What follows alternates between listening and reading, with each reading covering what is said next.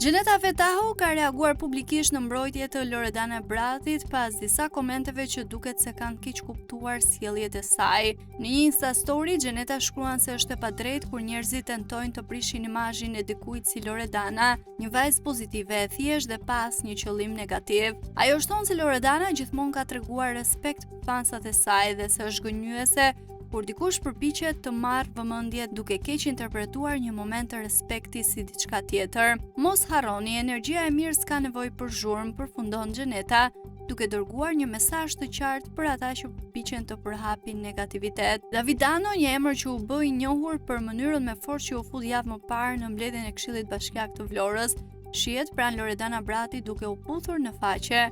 Reagimi i Loredanës nuk ka vonuar. Ajo ka sqaruar se takimi ka qenë krejt rastësor dhe se nuk ka pasur asnjë raport personal, përtej një përshëndetje miqësore.